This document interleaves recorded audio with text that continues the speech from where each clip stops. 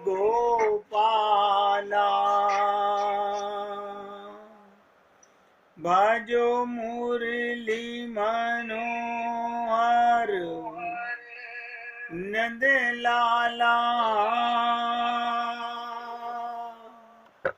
भजो मुरली मनोहर नंद लाला। भज गिरिधर गोविंद गोपाला। भज गिरिधर गोविंद गोपाला। भजो मुरली मनोहर नंद लाला। भजो मुरली मनोहर नंद लाला। भज गिरिधर गोविंद गोपाला। भज गिरिधर गोविंद गोपाला। भजो मुरली मनोहर नंद लाला। भजो मुरली मनोहर नंद लाला। भज गिरिधर गोविंद गोपाला। भज गिरिधर गोविंद गोपाला। भजो मुरली मनोहर नंद लाला। भजो मुरली मनोहर नंद लाला। भज गिरिधर गोविंद गोपाला। भज गिरिधर गोविंद गोपाला। बोलिए वृंदावन बिहारी लाल की जय। जय जय श्री राधे। जय जय श्री राधे। सभी भक्तों से निवेदन, बहुत एकाग्रचित्त होकर सत्संग के प्रत्येक शब्द को हृदयंगम करने का पूरा प्रयत्न कीजिए। भगवान ने अपनी प्राप्ति का पूरा मौका आपको और हमें दिया है। अब तो केवल हमारी लगन, हमारी प्यास के ऊपर डिपेंड करता है कि हम भगवान को पाने के लिए कितने तत्पर हैं। कल हम आपसे बात कर रहे थे कृपा के ऊपर, तो चलते समय मैंने आप लोगों से निवेदन किया था कि जिन्हें गुरु नहीं मिला, गुरु मतलब राह नहीं मिली, उनके लिए जीवन एक संघर्ष है, केवल संघर्ष है। क्यों? अपनी बुद्धि से आज तक कोई भगवत प्राप्ति नहीं कर सका। ये प्रभु की कृपा ऐसी है। तो कहने का तात्पर्य, जिन्हें गुरु मिल गया उनका जीवन एक खेल बन गया, और जो लोग गुरु द्वारा बताए गए मार्ग पर चलने लगते हैं, ये मूल चीज है। गुरु तो बहुत लोगों को मिले होते हैं, लेकिन हम उनके बताए मार्ग पर चलते हैं या नहीं चलते। उन्हें देखिए कितनी बड़ी बात कह रहे हैं, उन्हें भगवान भी मिल जाते हैं। मात्र वे ही जीवन के एक उत्सव का नाम देने के साहस जुटा पाते हैं। उनका जीवन केवल उत्सव हो जाता है। भगवान के करीब जाना उनके लिए खेल बन जाता है। भगवान स्वयं कहते हैं, मेरी प्राप्ति कठिन नहीं है, कठिन तो हमें संसार से मन हटाना है।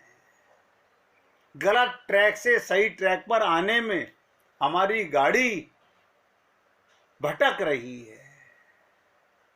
क्यों? हम लोग संसार में जो भी कुछ पाते हैं वो बुद्धि से पाते हैं। सब व्यक्ति बुद्धि से पाते हैं, लेकिन ये भगवत प्राप्ति, आवाज नहीं आ रही? आवाज कट रही है जी। एक मिनट भैया। तो कहने का तात्पर्य, अब आवाज आ रही है भैया?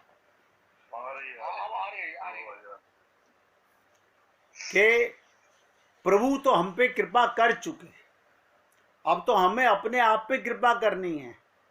जिसे सीताराम आचार्य जी कहते हैं, निज कृपाश्रित को सुगम हरि। निज कृपाश्रित, अपने ऊपर कृपा कीजिए। अपने ऊपर क्या कृपा करना है?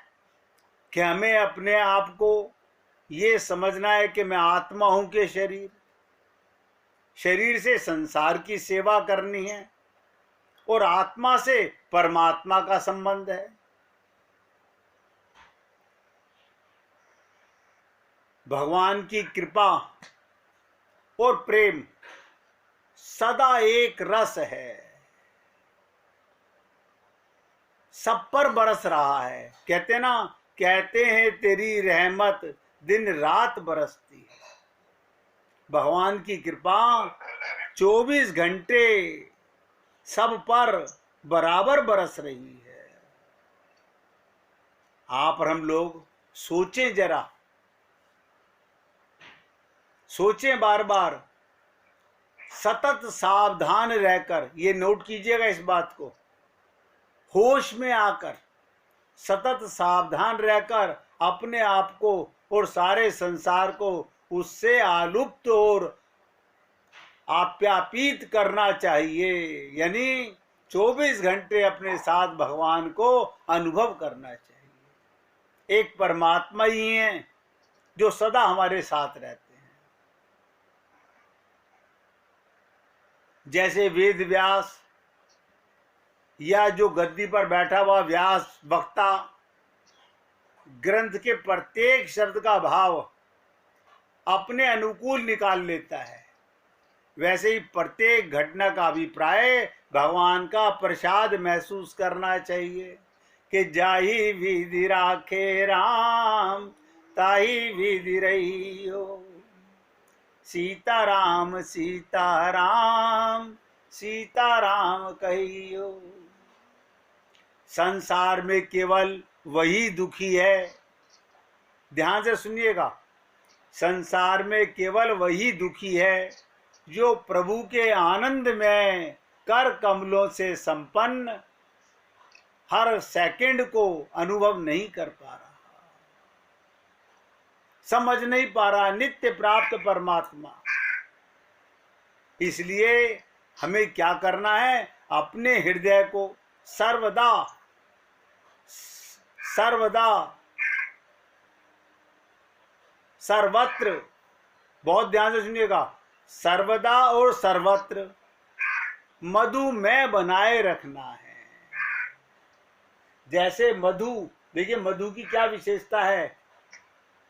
मधु 100 साल पुराना भी वो खराब नहीं होता, ये मधु की विशेषता है।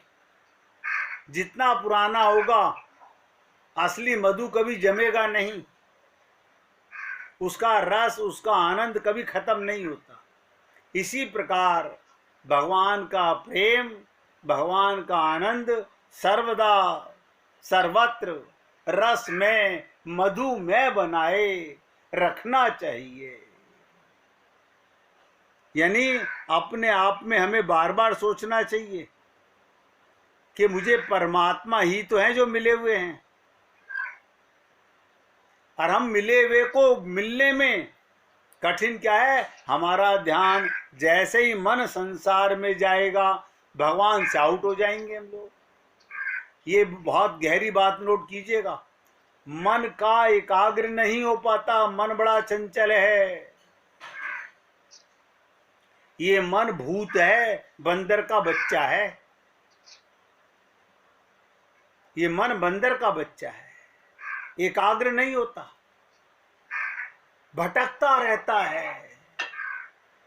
हम प्रयत्न करते हैं बैलेंस करने का, बैलेंस करना ही नहीं है। मन में भगवान को पिरोना है,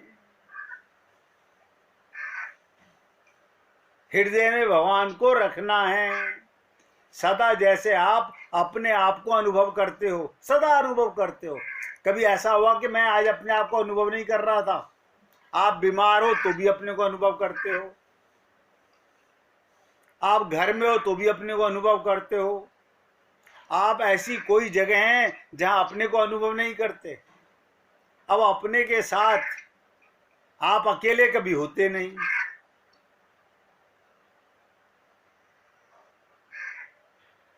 राजकुमार जी, आपके वहां से किसी पक्षी की आवाज आ रही है बहुत तेज। पक्षी कौवे की आवाज हाँ, मेरे यहाँ से आ रही है। ये जंगल में बैठे हैं ना, पार्क में, वहीं से आ रही है।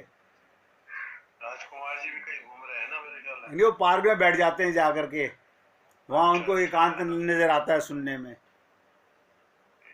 तो बहुत ध्यान से सुनिएगा भैया, हम अपने आप को अकेला कभी महसूस ना करें। क्यों? यही तो सबसे बड़ा ज्ञान है। आप अकेले कभी होते ही नहीं हो। ऐसे देखिए कितनी बड़ी राज की बात है कि परमात्मा साथ आता है, साथ रहता है और साथ ही जाता है। वेदों में कहा गया द्वा सपर्णा सखाया, ये दो पर्सनैलिटियां सदा एक साथ रहती हैं, सदा। ऐसा कभी नहीं हुआ कि भगवान ने आपको अकेला छोड़ा हो। देखिएगा कितनी विचित्र बात है, वो सर्वशक्तिमान परमात्मा लेकिन यहां असमर्थ हैं। कैसे असमर्थ हैं? भगवान आपका त्याग नहीं कर सकते,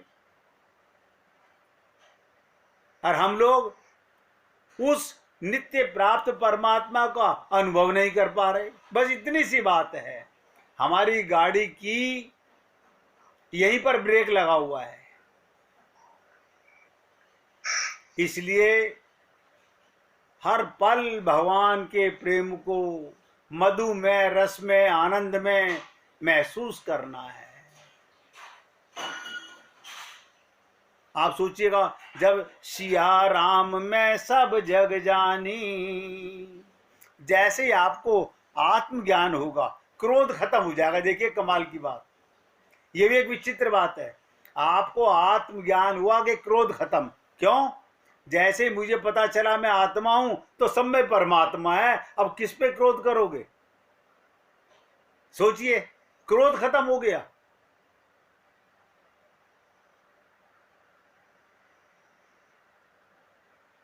ये तो पानी में लाठी मारने वाली बात है। सब भगवान या उनकी लीला है। प्रत्येक घटना ही प्रेम पूर्ण है। हमें लगता है कोई शरीर छोड़ के जा रहा है, ये अप्रिय घटना है ना। आप मुझे बताइए, आप नए वस्त्र धारण करते हैं, वो क्या अप्रिय घटना है? पुराने वस्त्र आप छोड़ देते हैं, आत्मा मरती नहीं।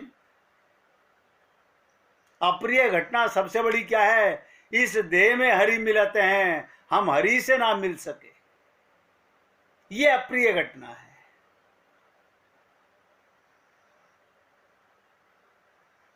इसलिए सब भगवान की लीला है। इसमें अच्छा बुरा क्या, अपने स्वभाव से विवश लोगों की चेष्टा पर ध्यान किया। हमारा अंतःकरण इन विचारों को आत्मसात कर चुका है। अब उसमें क्रोध असंभव है। जब आपको ये ज्ञान हो गया कि मैं परमात्मा का अंश हूं, तो तुरंत पता चल गया मेरे घर में सब जीव जंतु ये सब भगवान के अंश हैं। किस पे क्रोध करोगे? परमात्मा परमात्मा पे क्रोध कैसे करेगा? अब क्रोध असंभव हो गया। इसलिए जैसे ही आत्मज्ञान होगा, आपको राम नाम का चश्मा, आनंद नाम का चश्मा, गोविंद नाम का चश्मा, समता का चश्मा लग गया। अब क्रोध असंभव है। अब क्या हुआ? मेरे जीवन से क्रोध चला गया। क्यों?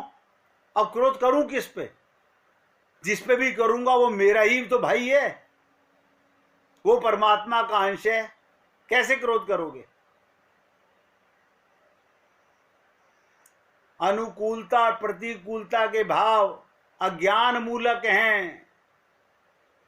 ये हमारे अनुकूल है, ये हमारे प्रतिकूल है, ये हमारे अज्ञान मूलक शब्द हैं। ये क्रोध की नींव है। आप और हम लोग क्या कहते हैं? ये हमारे अनुकूल वाले लोग हैं, ये हमारे प्रतिकूल वाले लोग हैं। और आप ही हम लोग होते हैं ऐसा सोचते हैं। कारण क्या है? हमें अपना पता नहीं। वो मुझे उनसे ऊपर उठने की प्रेरणा देता है। जहां कोई निशाना लगाएगा मैं उससे ऊपर हूं। ये घटना इतनी महत्वपूर्ण है कि मैं अपने चित्त का प्रसाद खो दूं। मुझे कोई कामना नहीं, फिर किसी कामना की पूर्ति में बाधा होने पर क्रोध करूं क्यों? एक तरफ तो गाते हो कि जाही विधि राखे राम, ताही विधि रहियो, सीताराम सीताराम सीताराम कहियो।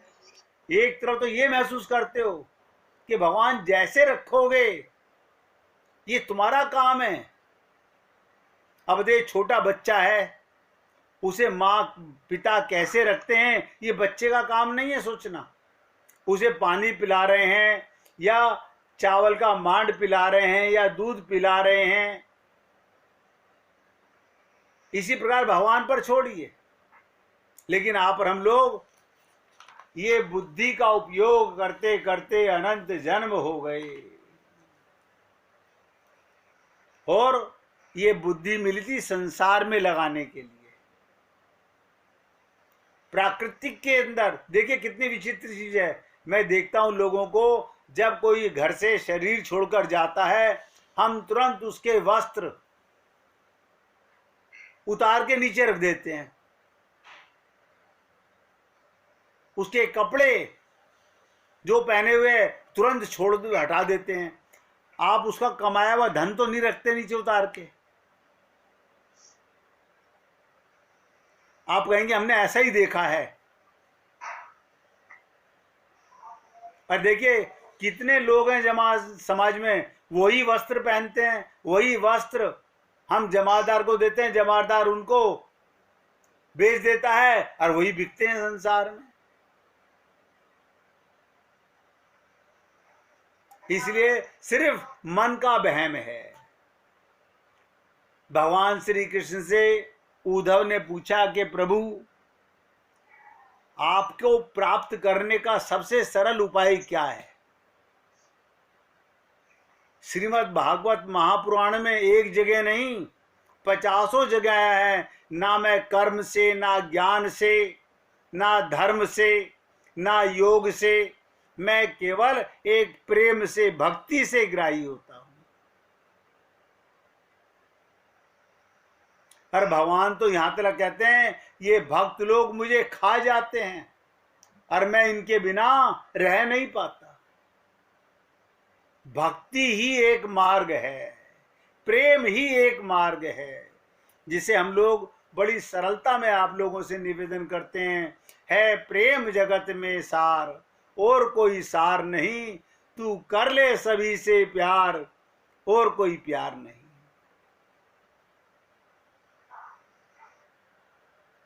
अगर आप और हम लोग थोड़ा सा अपने दिमाग पर जोर डालें, अपने मन के दृष्टा बन जाएं।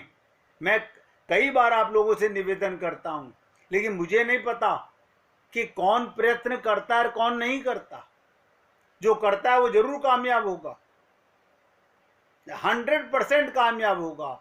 जो अपने मन को रोजाना परखेगा, देखेगा, समझेगा, वो उसकी चंचलता को समझ पाएगा। हाँ, ये मेरा काम किया हुआ नहीं, मेरे मन का किया हुआ काम है। आत्मा कभी कोई गलत काम नहीं कर सकती। ये जितने भी हमसे त्रुटियां होती हैं, ये सिर्फ हमारे मन के कारण होती हैं, मन की मूर्खता के कारण होती हैं। हम मन को नजरअंदाज कर देते हैं। और सबसे बड़ी चीज है कि वेदों में भरा पड़ा है कि मन एवं मनुष्यानाम कारणम बंध मोक्ष हो। मन ही बंधन और मन ही मोक्ष का कारण है। लोग ऐसा समझते हैं कि मन तो संसार में लगा रखा है और इंद्रियां भगवान में लगा रखी हैं, कभी भगवत प्राप्ति नहीं हो सकती,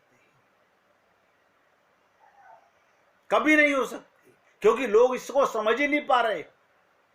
बड़ा सरल काम है, मन आपका नौकर है, आपके कंट्रोल में है। हमने इसे बिगाड़ दिया, हम मन के पीछे चलने लगे, मन हमारे साथ नहीं रहने लगा। आपने कई बार, मैंने आप लोगों को बताया, जब बंदर के बच्चे को मदारी पकड़ता है तो वो जानता है ये बहुत चंचल है। वो क्या करता है, मन के बंदर को पकड़ करके, पकड़ने का भी कारण क्या है देखो, वो एक ऐसे सुराही के अंदर चने डालता है, बंदर का बच्चा है या बंदर आता है, उसमें झांकता है, हाथ डालता है, अब चने की मुट्ठी भरता है, हाथ निकाल नहीं पाता। इतनी देर में मदारी जाल डाल देता है। मदारी से भूखा नहीं मारता, मदारी उसको 100 फुट की रस्सी बांध के छोड़ देता है। वो बड़ा खुश होता है, चलो 100 फुट तो मैं कहीं भी जा सकता हूं। लेकिन मदारी धीरे धीरे करके रोजाना 1 फुट कम करता जाता है।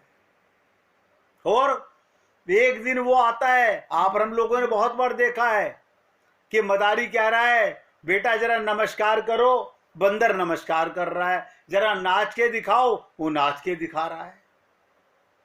यानी जब बंदर का बच्चा कंट्रोल हो सकता है तो हमारा मन क्यों नहीं हो सकता। और भगवान श्री कृष्ण ने यही कहा, अभ्यास ने कौनते। हम अभ्यास नहीं करते, हम सरल माध्यम कहते हैं। आप कहो तो हम जप कर लें, आप कहो तो हम व्रत कर लें, आप कहो तो हम उपवास कर, ये क्या कर रहे हो? ये इनमें से एक भी तो काम हम सही नहीं करते। कल मैं आपसे ठाकुर जी की सेवा के ऊपर चर्चा कर रहा था।